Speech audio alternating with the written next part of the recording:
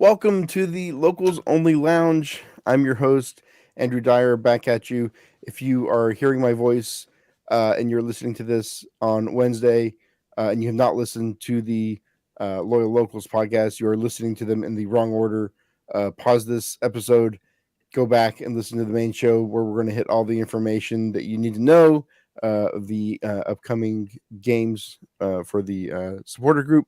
But if you've already heard that and you're ready to kick back and have a freewheeling discussion about the most interesting topics of the evening, you're in the right spot.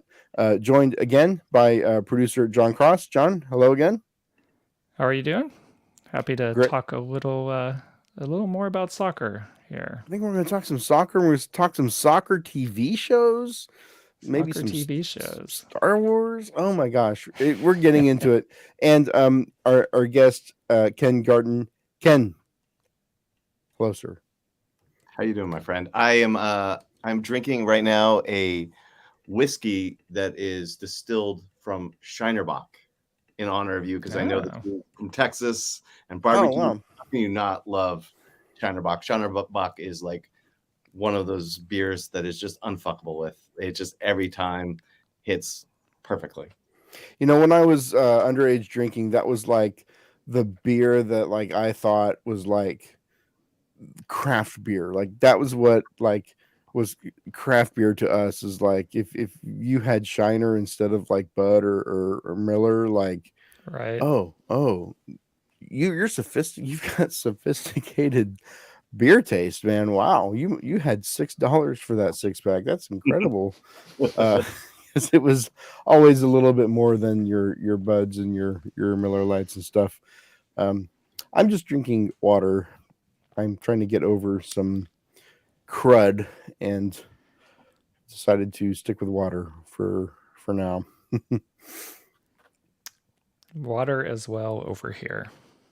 Wow, this show has come a long way. I've got to say, Yeah. the lounge, because there was a time when this was a things could get pretty wild in here as the hours went on. I think now we try to keep things a little bit under control. But I do want to talk about all this stuff. But first, Ken had promised to explain his Twitter handle on the previous show, and so we're gonna hold him to that and make sure we get the skinny on the Red the Trucker name. Ken, what's up with your handle, man? All right. So Red the Trucker is a character from The Simpsons, and I am a huge fan of The Simpsons. He appears in one episode. His name is Red Barkley, and he is a trucker. Shocking. And he dies. He dies because he eats too much meat. Now, the irony of myself being a pescatarian who drives a hybrid vehicle, I went on the Simpsons message board and I was trying to think of what would be a funny name to put myself out there as, and it's kind of stuck. And now it's my handle on Instagram and Twitter, and it's just kind of a fun thing to talk about, or a character that basically is no longer with us. But you are still with us. Well, thankfully, Red the Trucker lives in spirit through me. And no, it's actually funny because early on in Twitter, I was getting a lot of truckers that were following me. I'm like, just so you know, I'm not actually a trucker or a participant in meat eating contest. Do you get a lot of Simpsons people following you, like Simpsons I fans? do. And one of the things I do pride myself is that I've never pretended to like, there's like a Mo Sizlak and a Homer Simpson, and I've never pretended to be that character. I've always been Ken Gartin. So I've never tried to do like pass myself off as that character. And so anytime that episode airs, like in syndication, a lot of people like will message me, and I was like, oh yeah, honestly, this is not even my favorite episode of The Simpsons. It was the episode that was on before I chose my screen name. And it's probably kind of a mid episode, to be honest with you. Where is it in the season? Because there's like 30 seasons, right? So is it in the good half or the bad half? The bad halves, unfortunately. But it's actually a pretty fun episode. It's called Maximum Homer Drive.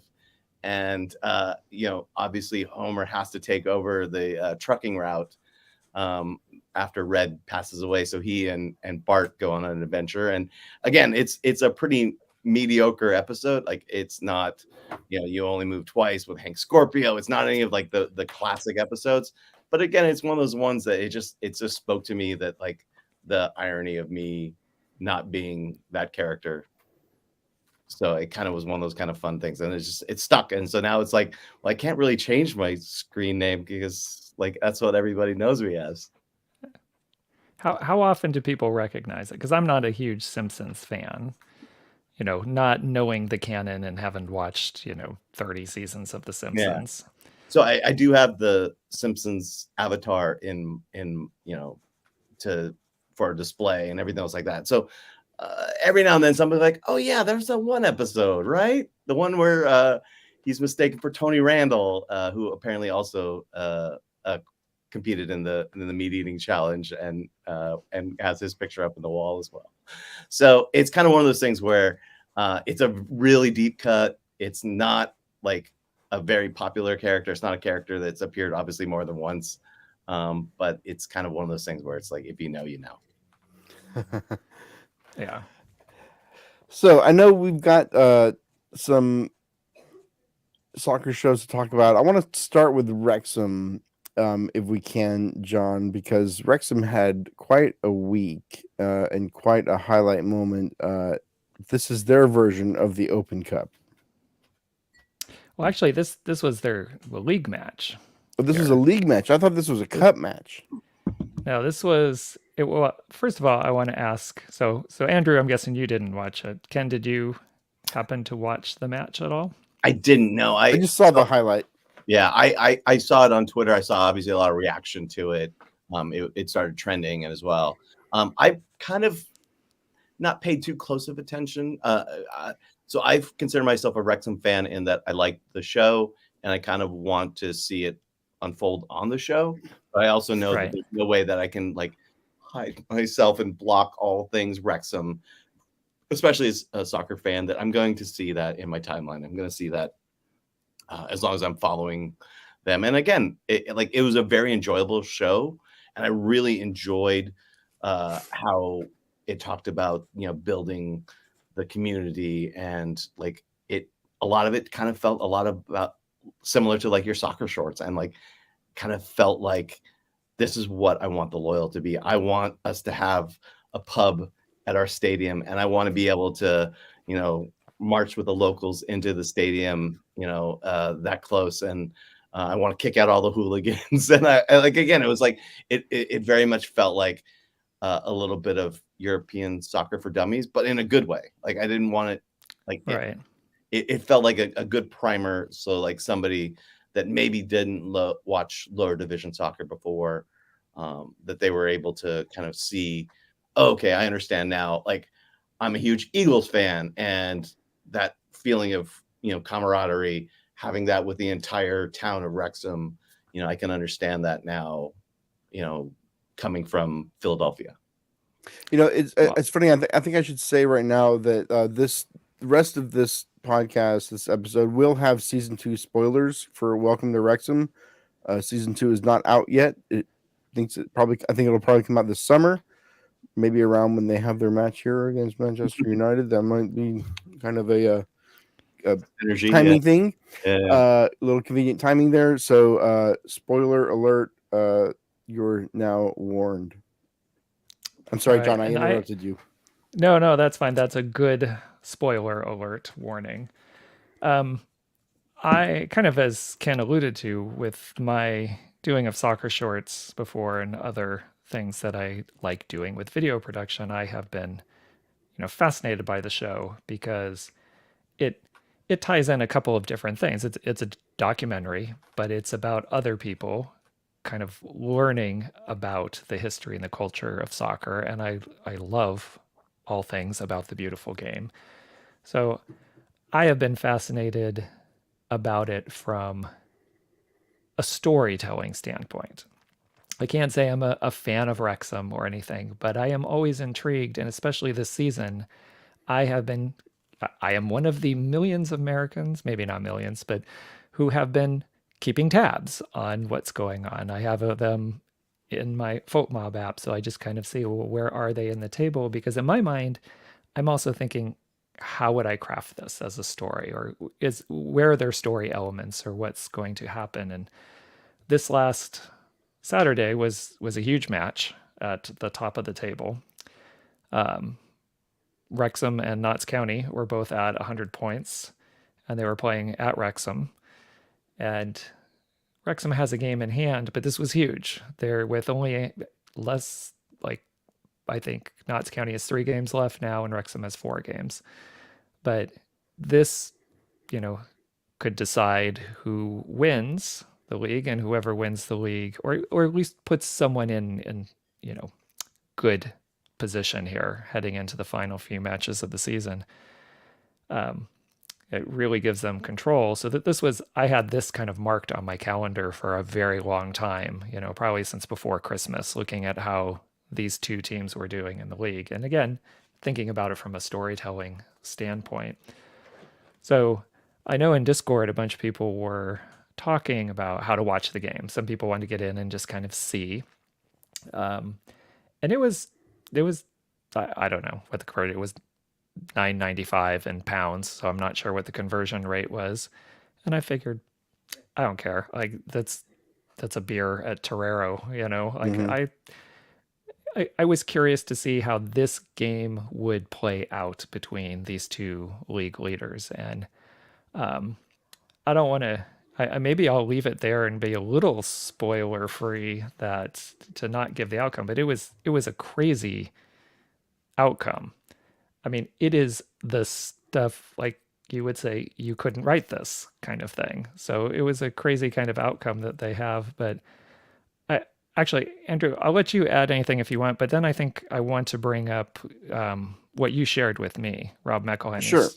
Sure. Well, I feel like this is not a TV pod, it's a soccer pod, so I feel like I want to spoil it because I do want to talk about the drama a little bit. So once I have everybody's blessing, so there was a penalty in the dying embers of the match against Wrexham, and their goalkeeper guessed right and dove and saved the penalty to preserve their win and put them 3 points ahead in at the added top of the table. time.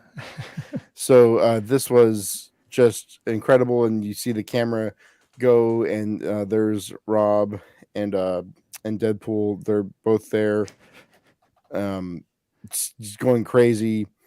And the reaction that I saw on Twitter, partly because of who I follow on Twitter, was like, this could never happen in America because we don't have pro rel. We don't have this here. We don't have those stakes in our lower division soccer. But over there they do, and that save just meant the world, and it was incredible to watch that reaction. Yeah, it is, and I was thinking the same thing. And I was, I always ask myself, why am I following this a little bit? Because it's a team.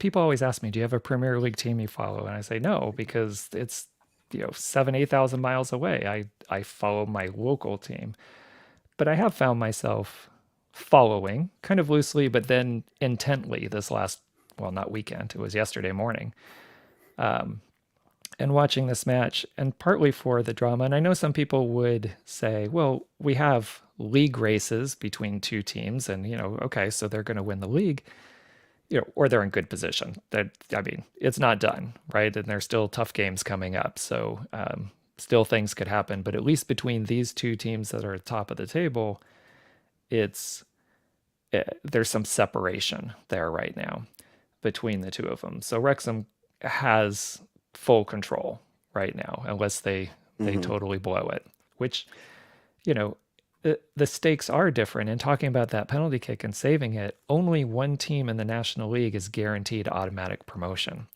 Everybody else goes into a playoff, and that's what happened with Wrexham last year. Is they had to go in the playoff and they lost. They lost the first, when they got their first match of the playoff at home, they lost.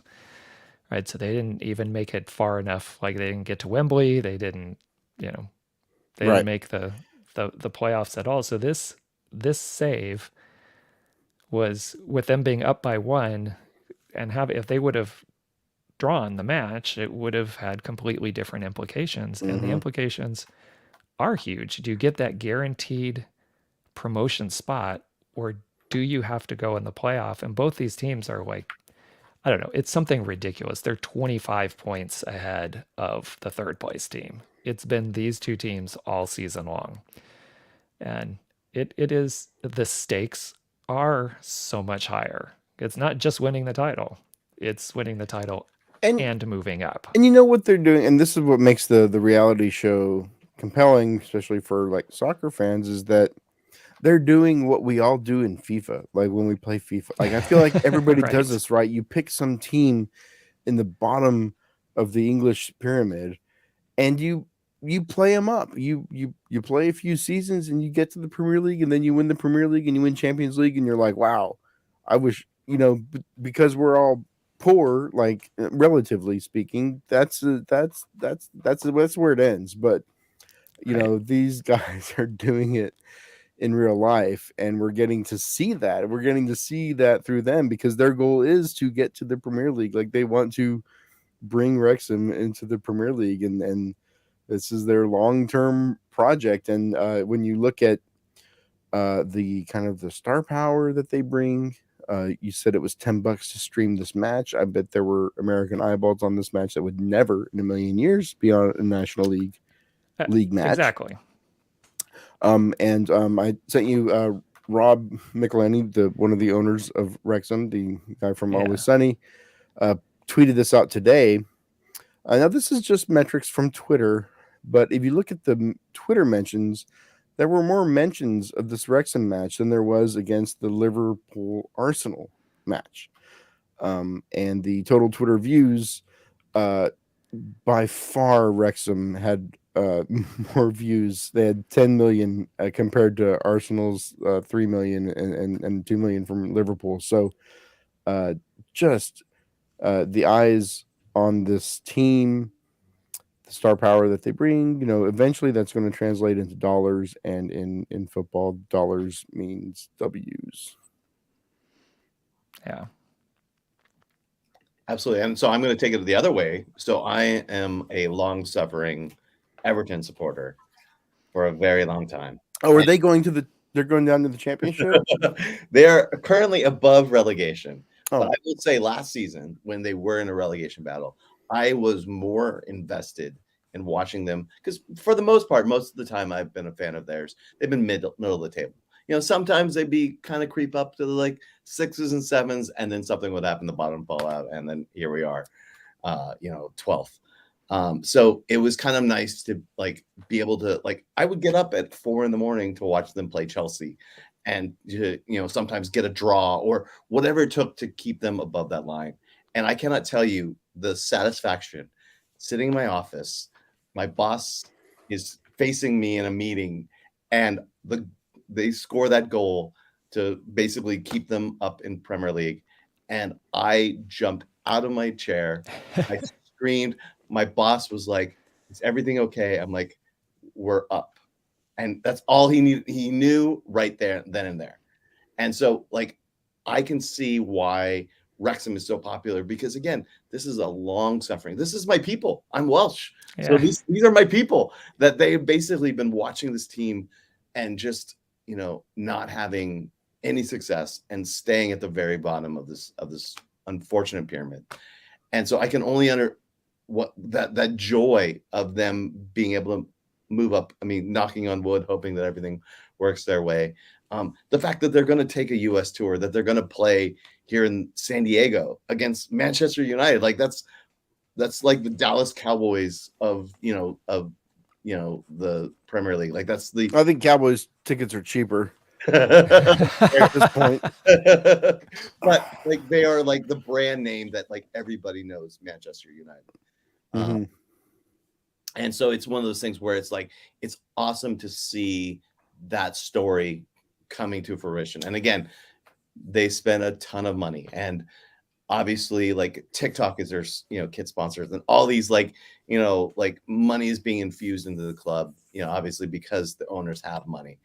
And so it feels a little bit weird. And so I'm trying to not consider it a reality show like you mentioned, but like try to like, what would it be like if, you know, a billionaire came to San Diego and wanted to promote the Loyal into MLS? What if the owner of the Padres all of a sudden started spending their money on good players? What would happen if that?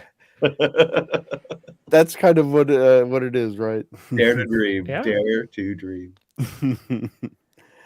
Okay, so yeah, I am looking forward to both that match at Snapdragon, and of course season 2 of Welcome to Wrexham, and I hope they do get promoted. But I think we wanted to actually a big announcement this week that there's going to be a Gold Cup match at Snapdragon in July, which is pretty exciting. Obviously, the draw happens this Friday. Yeah. I'm trying not to think about that until we know who's coming, because of course it's great, but if it's not like U.S. or Mexico, like not too. Well, the rumor is it's a semifinal match.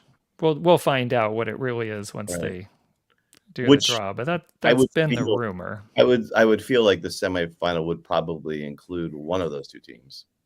I would think so. Yeah. Well, assuming they make it right. But yes, I'm sure my gut would tell me it's probably going to be what they think would be the Mexico side of the bracket, because they'll arrange the Gold Cup to try to make a U.S.-Mexico matchup. Final, right? I mean, they do it every time because that's the big money maker. So if both those teams win, that stadium is not big enough for that to be. I was always going to say, like, I hope we get that pre-sale for the Loyal, because, like, but that would be for the final. So this would be one of the semifinals. Yeah, right. The semifinal on the Mexico side of the bracket, though, right? That's what probably. The draw happens on Friday, so we'll find out for sure then. Right. Yeah. So yeah, I don't know. I mean, the Snapdragon ain't big enough for Gold Cup semifinal. It ain't. I mean, it's a new stadium, and we're all going to try to get tickets, but that stadium is not big enough for that game. Yeah, who knows? Maybe it'll be the U.S. side. We'll see. If it is the U.S., I think that's a perfect venue and size for a U.S. match. But Mexico will be a shit show, and I'm just thinking about how hard it's going to be to get to U.S. or Mexico. It's going to suck trying to get tickets. And I think Snapdragon goes through Ticketmaster, right? We all went through this with Wrexham, Wrexham and Manchester, the other Manchester team. Dynamic pricing. Yeah, it's. You know what? I was told that I'm too negative, so I'm going to not dwell on the negative. Well, God, Ticketmaster sucks so bad. Yeah, I agree. I also have heard rumors of another European team potentially coming in the summertime. A bunch of them are coming. Yeah, I haven't heard which in particular might be playing at Snapdragon, but I don't think it's a Premier League team. And I think that's all I have to say about that.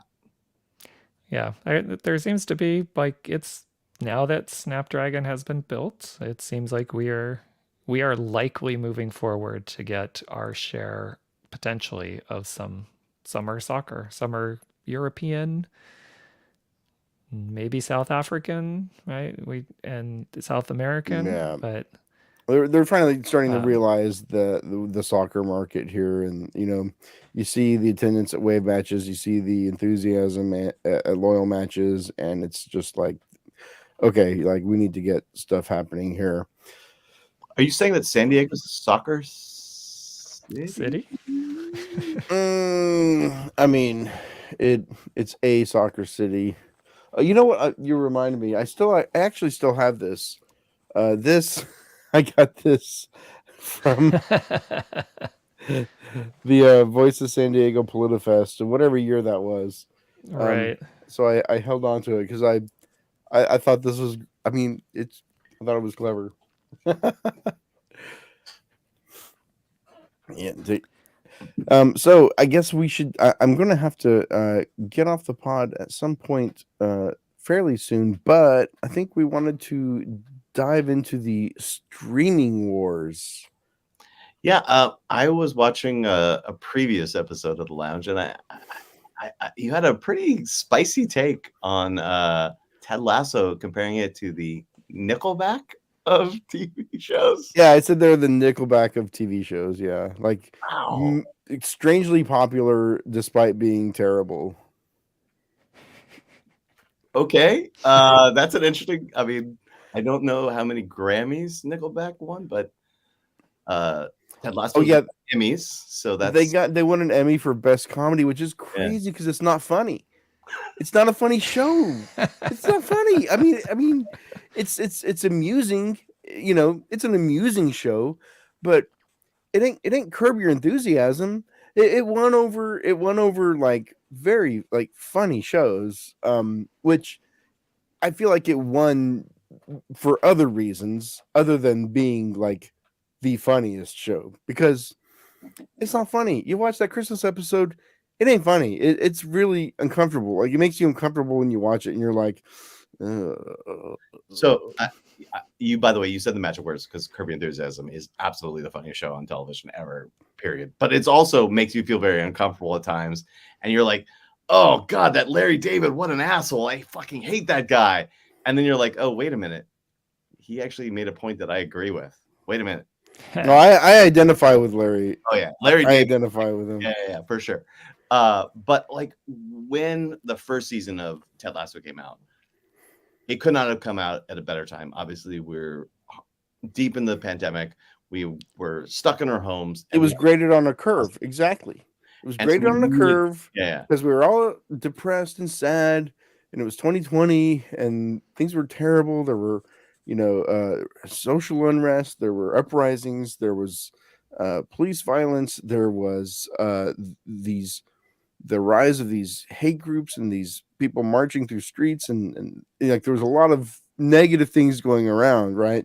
So, a saccharine kind of melodramatic pseudo comedy show with a folksy Mary Sue, or a male version of a Mary Sue character, was very appealing.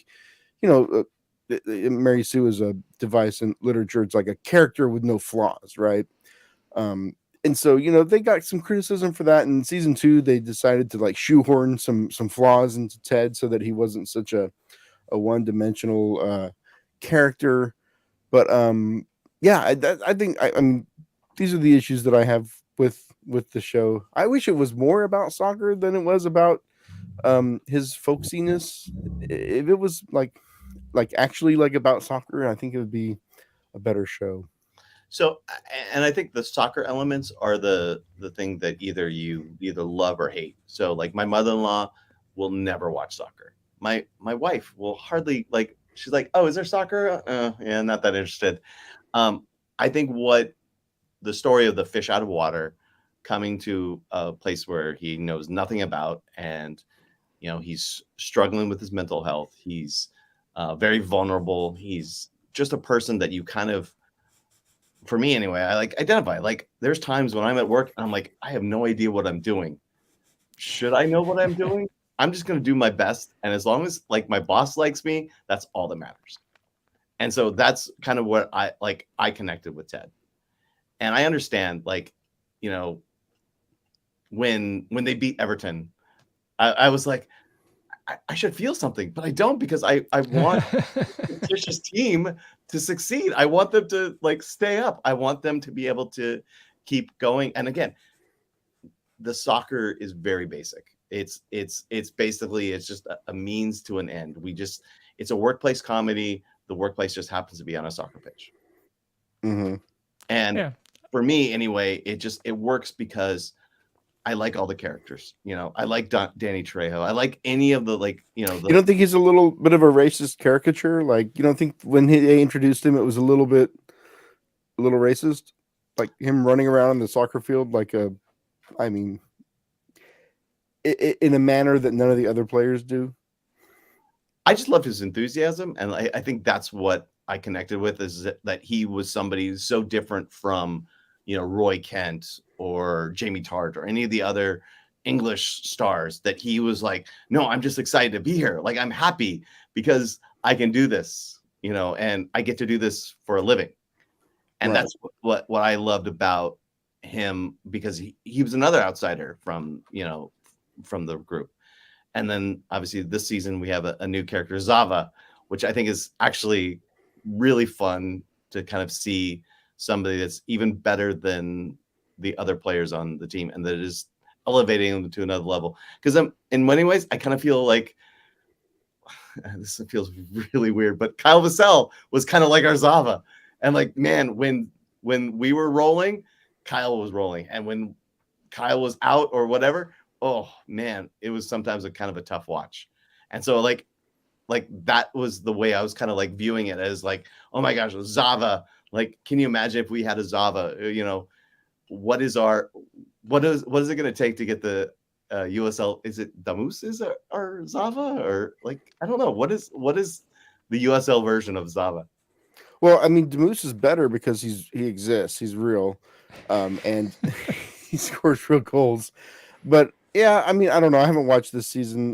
My kid made me watch the first episode and laughed at me because I was squirming and angry because he basically twisted my. We have a weird family dynamic where he is my bully, and part of his process of bullying me is making me watch that show.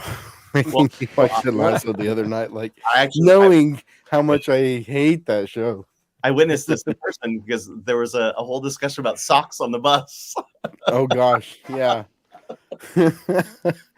He quit. Well, what I had to do is I had to start doing like the sock laundry, like I separate the socks now because my wife, she doesn't care. There's a sock like, and he would also take mine, but we're moving beyond that now. We moved on. Yes, I've solved that problem. I've moved on to new ones. But yeah, I don't. I mean, and also like there was the like he laid down behind his wife's car, like when she was leaving him. She was making her salad dressing for another man. This is the real life guy, the whatever is Jason Sudeikis, right? Yeah. Oh, I shouldn't laugh at his misfortune, but I don't know. It a lot of his things just when I the glue on mustache and I'm just like I don't know. It also takes me back to 2020. It feels like a 2020 show. It feels like a pandemic show, right?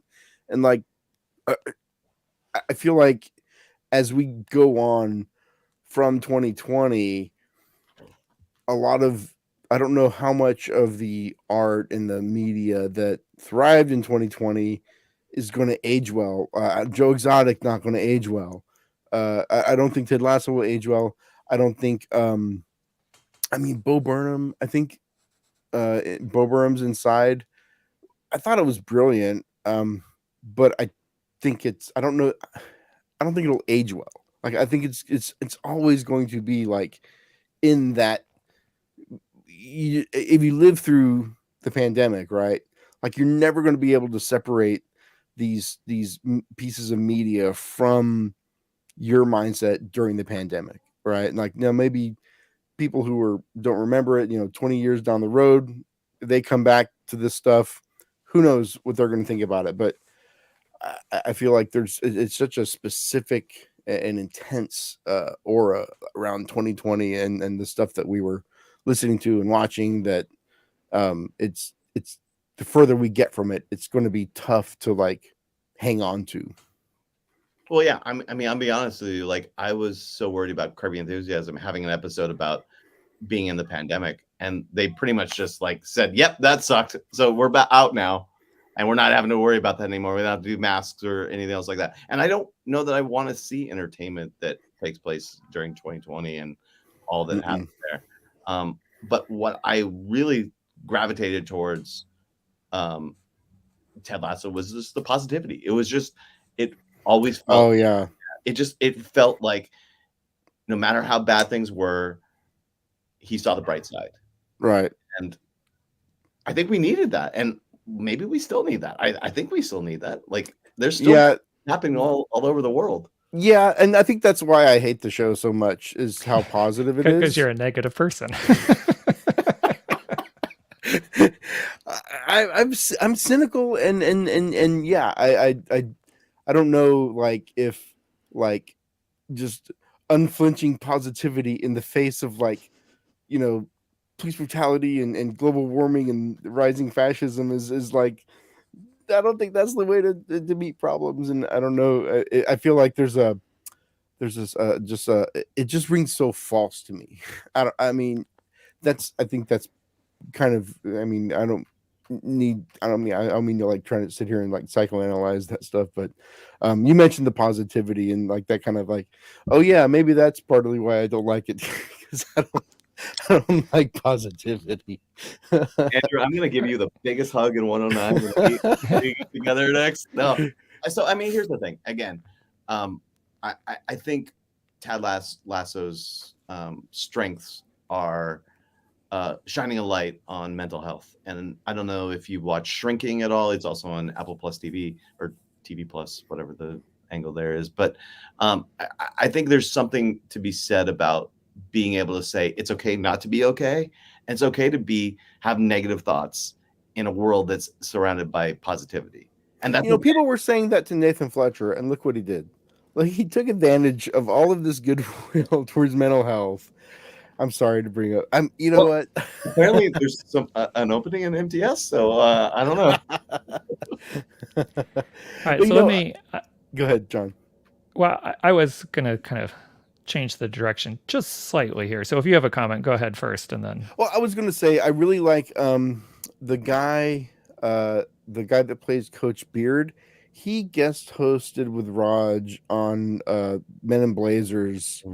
In the lead up to the World Cup, they did like a little series, and he is very funny and very interesting, and has a lot of soccer knowledge. He's a longtime U.S. supporter, and he just knows all of U.S. national team soccer. Like, he's got an encyclopedic knowledge of it.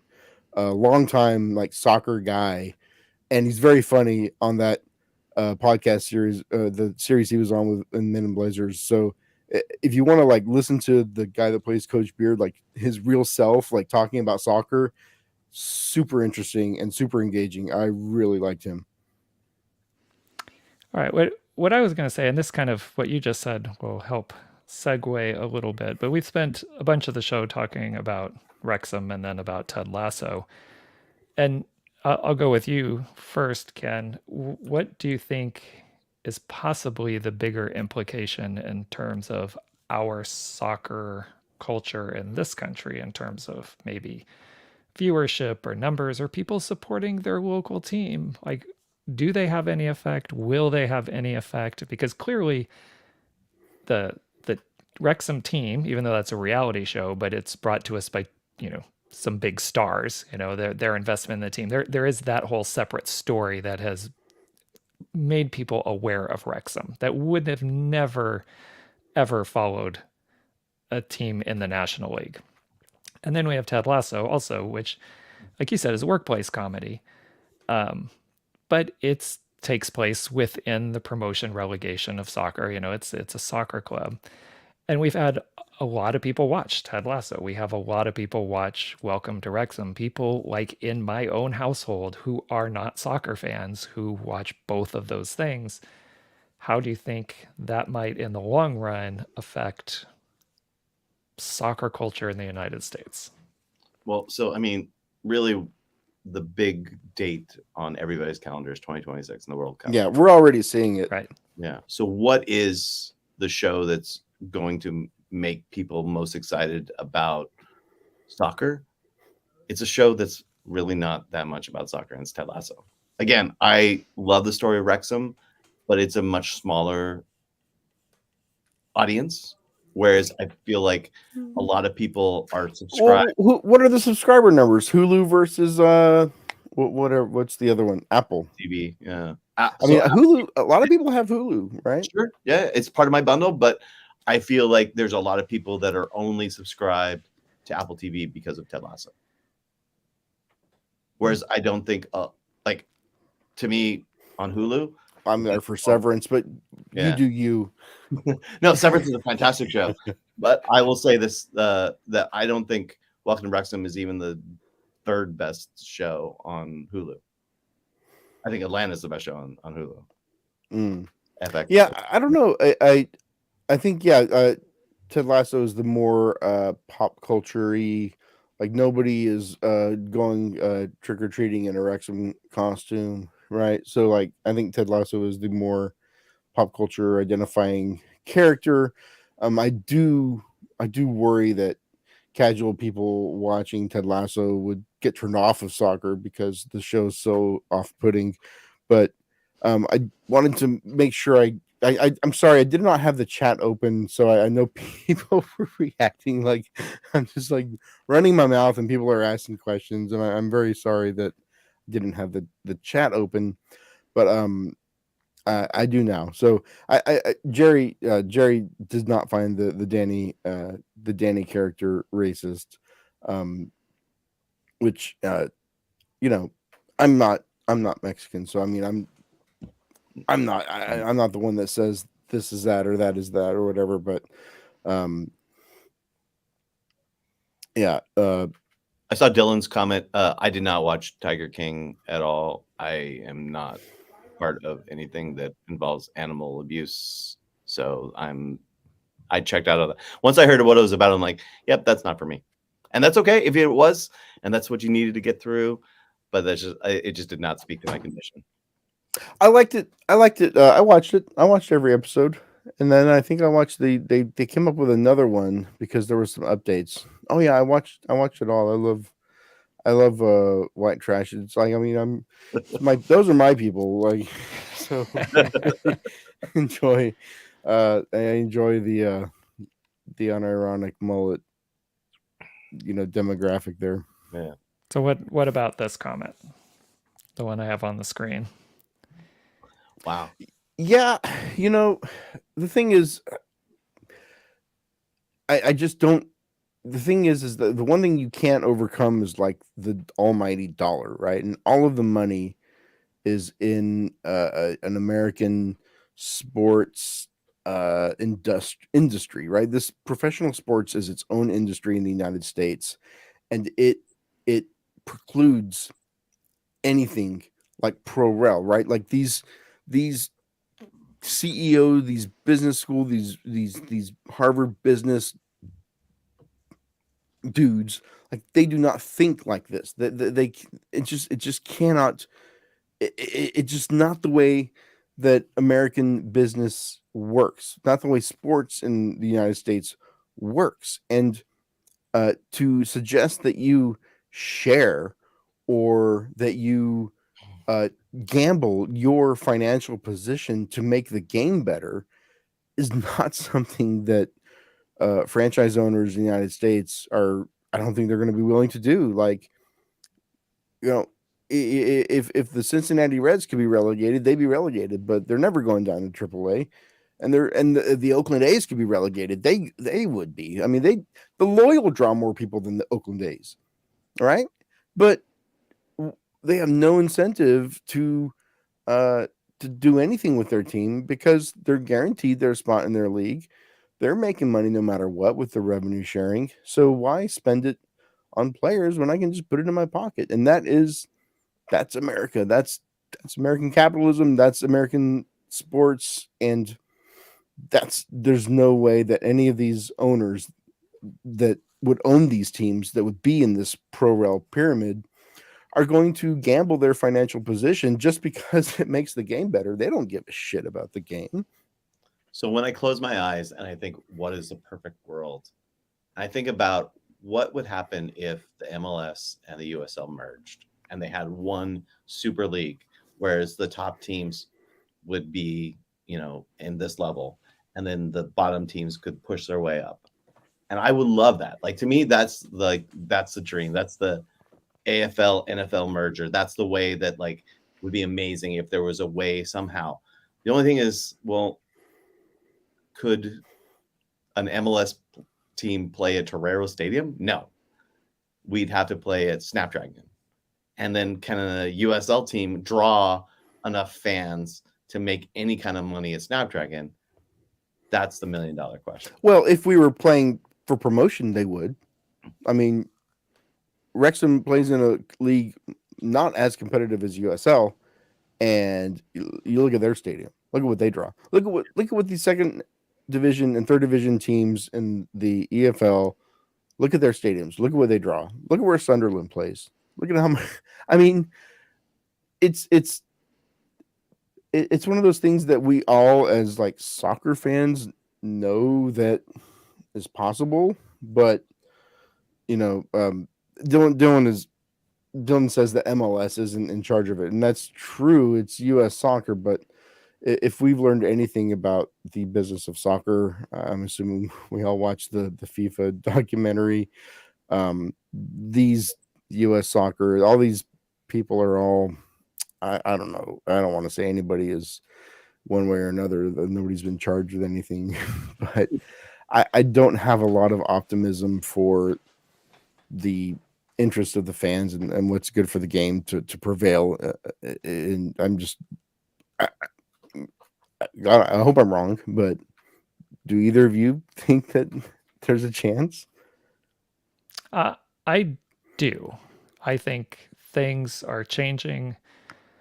It's now, I think there's two parts of this. One is, do I think pro rel is possible in the US in some form? Yes. And I think it's coming. I think we will see it in USL probably right around the time of the World Cup. Do I think any owner in MLS wants to have that, or will they fight it the whole time? They'll absolutely fight it. And, I don't think in the long term this will necessarily work, but you could potentially have the closed league of MLS. And if everybody else was to work together, or US soccer said, great, we'll do pro rel with everybody else, MLS, do your own thing. I'm ready That for would the be USL to be the first division. I'm ready for it.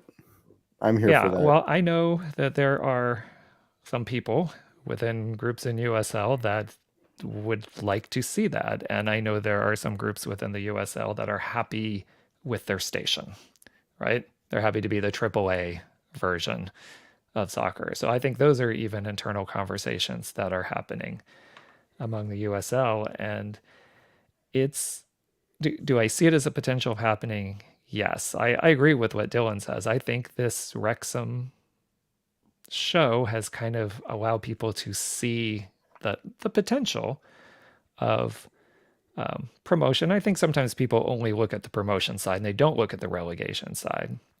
And I think that there is a balance. I mean, it certainly can be devastating to a club to be relegated. And look at But I Blackpool. also think there's a change in our country a little bit. I hear more and more people talking about basketball and baseball and this idea of promotion relegation and like why do we have some of these teams and these owners sitting around? I think there's starting to be a bigger and bigger conversation, not a push, but a conversation. People talking about it who were never talking about it before. You know, I hope that sustains, but I think one of the things is that in Europe, these clubs are like part of the community. Some of them started from like mills or like industry or like just the neighborhood, literally the neighborhood team. Like its roots are community based, whereas the teams in the US are like private property, right? Like yes, it's not, we don't have that grassroots organic kind of base that undergirds the English system, because like you saw what happened with Super League, like that was not about to happen, and those fans rose up and they stopped it. In the US, a fan uprising like that they wouldn't care. They'd do whatever, do what they want. They're going to do it anyway. well, I think we're seeing that a little bit in a very different way with LA Galaxy right now. Right, you got fans boycotting, and Yeah. we'll see how long the fans hold out. But all everything I'm seeing from the team standpoint is we'll just ride this out. Like we're making money and we're doing things. Yeah, it's not a good look, but yeah, we'll ride it out. And I think that is a problem. I think that fundamentally is a problem with the way we do sports and ownership structure. Oh yeah, I like the I thought the 2000 film Basketball made a lot of great points about sports in America. Um, yeah, that's a deep cut for you, Ken. Yeah. Yeah. So I really think what it comes down to is you just need people to give a shit about your sport.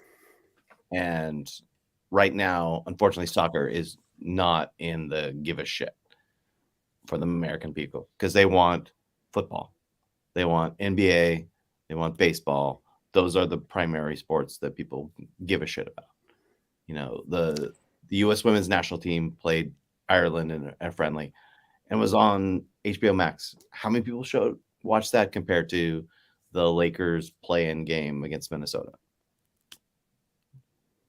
Well, that game was on TV. Yeah, Yeah, it's it's the the thing is that it's and this is soccer's always in this position where it's like uh it's growing, it's always growing, it's getting bigger, it's getting bigger, it's getting bigger, right? Like, but it hasn't risen to that level of those leagues that you mentioned, or even NHL, which is like kind of the fourth pro league, right?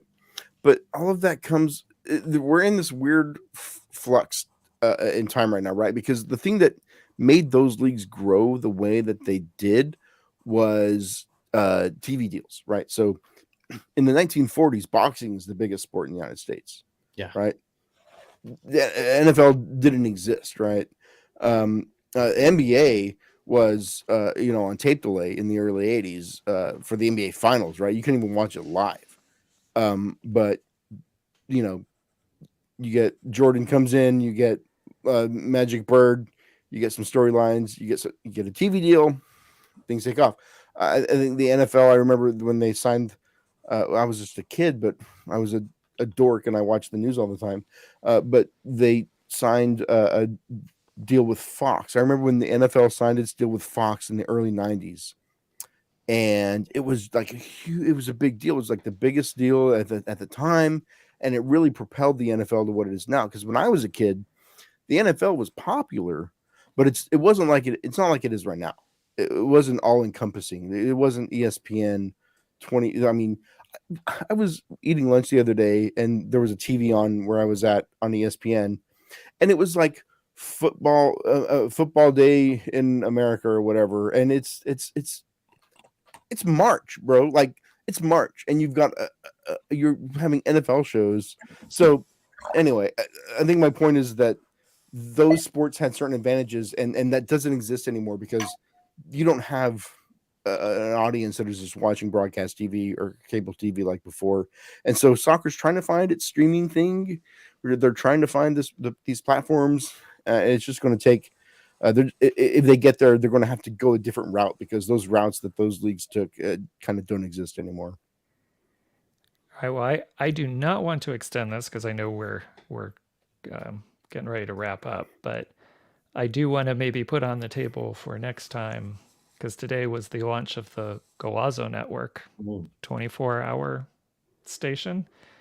Very interesting, a lot of the things that they're doing, and could be a huge game changer. So again, I'm just going to table that one and throw it out there, but I want to talk about that on the next time we get in the lounge and see if we can get. I heard it. I people watched the here. City game because I don't know if you saw this, but Man City beat Bayern Munich 3-0. Just a dominant, crushing performance by a screaming, just an incredible goal by Rodri.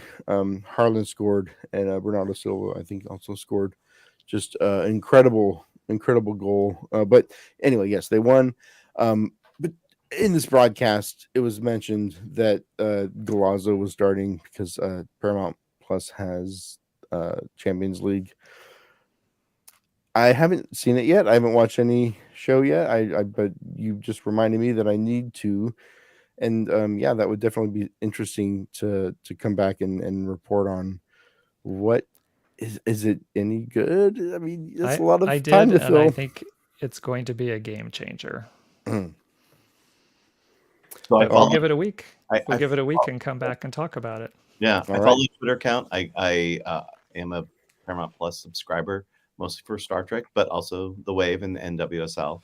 And oftentimes there's a championship match or something that I am interested in. So it's like kind of nice to have that soccer option in my repertoire of too many streaming services and cable and everything else. So Yeah. All right. Well, I know it's 9:55. We're trying to get out. I do want to throw out just a random toss up question to Ken because we were talking streaming. We didn't get to it. I have not watched a single episode this season. Mandalorian, good or bad this year? all right. So as somebody that's really enjoyed the animated Clone Wars and Rebels, this is an incredible season for Mandalorian. No, so it's bad. That For my wife, who loves Lizzo, she loved last week's episode. Spoiler alert. For the casual viewer, probably not that interested. So I'm going to go ahead and reveal my age. I'm 48 years old. I actually saw all 3 of the Star Wars movies in order in the theaters. Those movies mean more to me than life itself in some ways. I was incredibly disappointed and crushed by the prequels, but only because of expectations that could never have been met. And then the Clone Wars redeemed them, and to the point that 1999 Ken is very angry at 2023 Ken because he's about to make the hot take that Phantom Menace is the best prequel. And it kind of gave me a point where I actually enjoyed the sequels on a level because my little nephews love the prequels so much that I could see that through their eyes. I'm like, hey, this is their Star Wars, and I can enjoy this when I only had 3 movies, and that was it. Oh, wait, we had the Ewoks and Droids animated series. Please don't watch them on Disney Plus. They're awful. And then there was the Ewok Adventure. It was a live action, awful made for TV movie on NBC. Awful. Don't watch it. It's on Disney Plus. But again, it's one of those things where it's like to have this much Star Wars coming at me and being able to like enjoy it for what it is.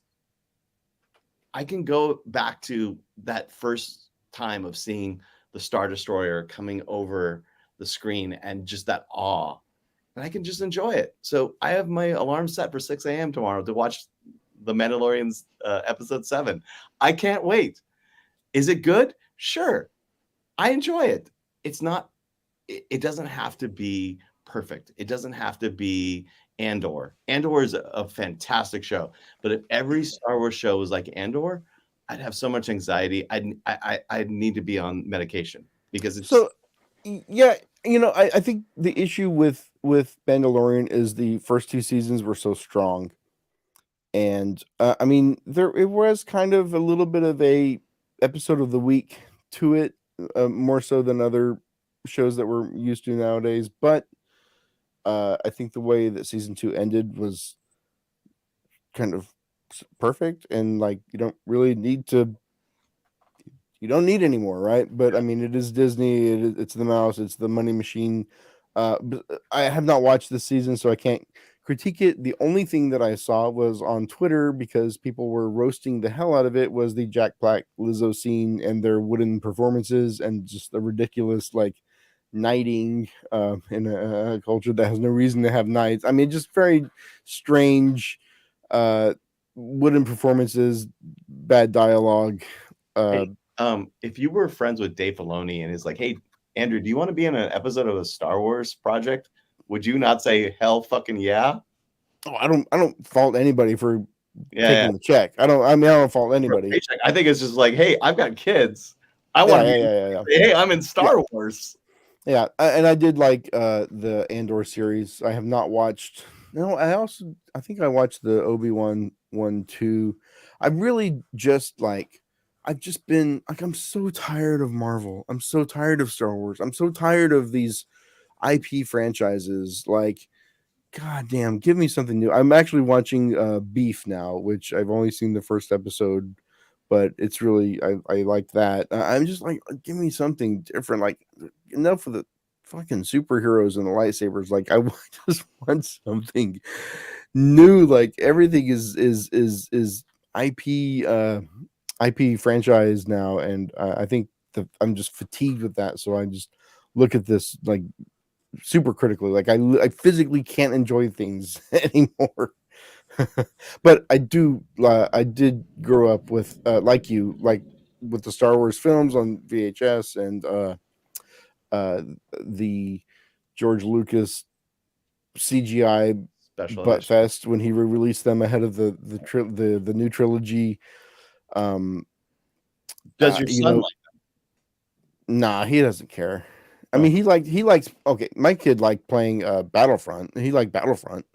Like he was smoking fools in Battlefront. Battlefront 2, like forget it. That's where he's at. He's not. He doesn't. He can't sit down. He won't watch a whole movie. But you know,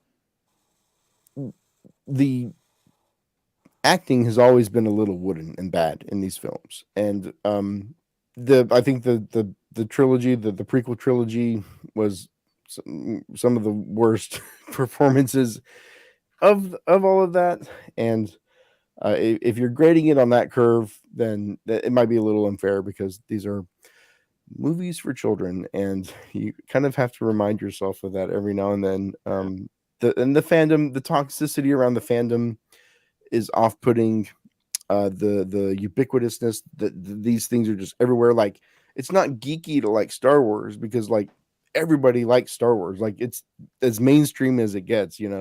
Um, there's a whole cultural aspect to like these things that I remember being geeky and niche and like for or like part of a subculture, right, with these conventions and stuff.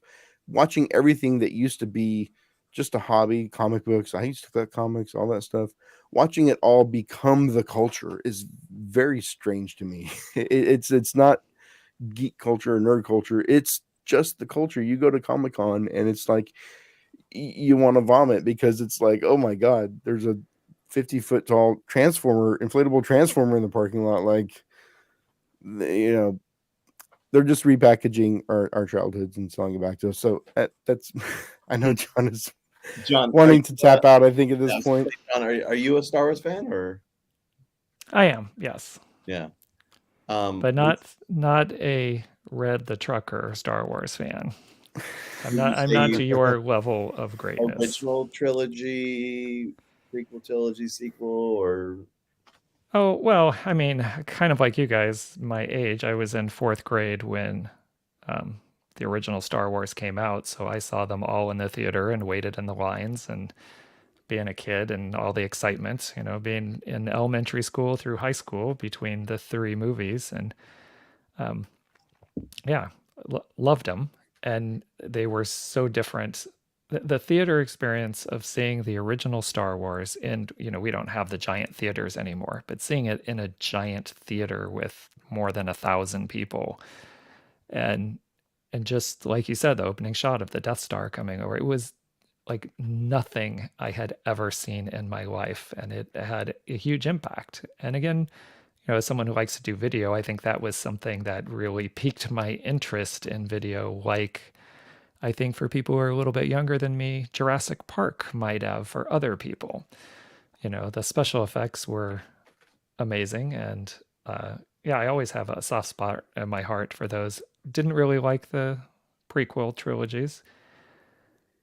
Enjoyed a couple of the last three that were done.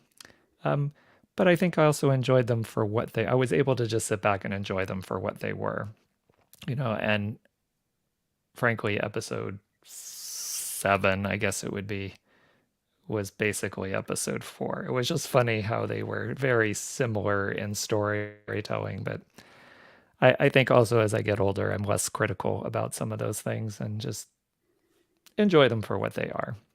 so Andrew, this is your future where we are going to be less cynical in the future. Uh, I that's good. honestly, in 1999, I could not have hated the Phantom Menace more. I was so Yeah. angry. I wanted to like Oh, bro, I saw it opening day, man. same, yeah. And I was so like I felt betrayed. I felt like everything. And then I realized like none of this really fucking matters.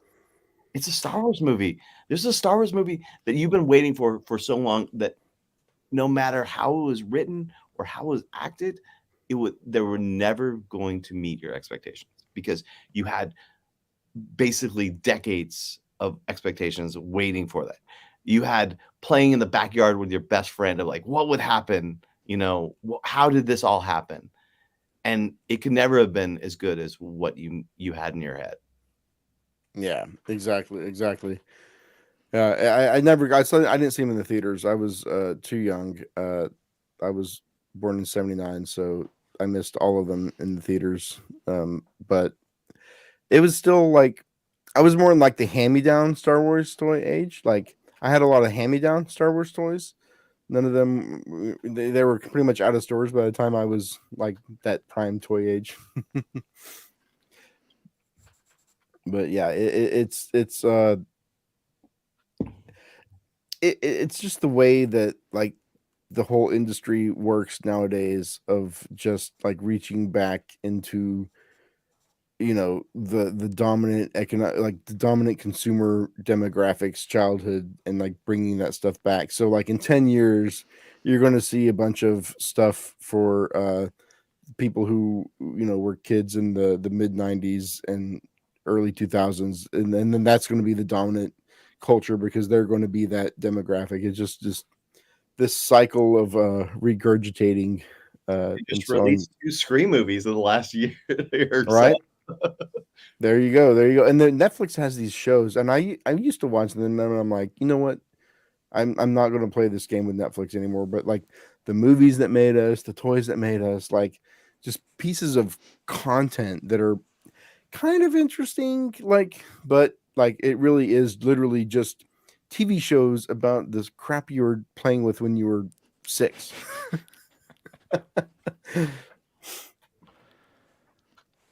Well, it is 10:07. A little bit late for me. I'm gonna have to jump off the stream. Are we all ready to wrap up? Yeah, I think we're ready to wrap. I gotta go see Ted Lasso. So Yeah. All right. So, Ken, where can people find you? I'm on Twitter and Instagram at Red the Trucker. Also, I'm gonna do a shameless self promotion. I put this out on Twitter and Instagram. What I'm trying to do is I'm trying to basically spread the love of the loyal, and I'm trying to bring somebody new in to every match. And so I'm 3 for 3 right now. I brought a friend Darren, a friend of Michelle, and I brought a friend Mary last week. And so I'm really trying to get somebody new. So if you know somebody that really wants to come to loyal, that has never been, that doesn't want to pay the money, like let me know. I am willing to pay. I will send send an email to Zach saying, "Hey, I need another ticket at 109. Please let me find more people to bring to spread the love, to share the joy that is 109 and the loyal to more people." So if you're watching this on YouTube, find me on Red the Trucker at Twitter or Instagram and send me a direct message, and I will make sure that you come out to the next match, which is a week from Sunday. Are you offering to buy beer as well, or is this just You know what? Whatever it takes. So you heard tell it here, me, folks? negotiate in the DMs. He will buy you a ticket. He will buy your beer. He will get you the lemonade, anything you want in Torero on Ken. You've heard it here. You can subscribe to my OnlyFans for free, 50% off, all the feet pictures that you could ever want. Awesome. John, where can people find you?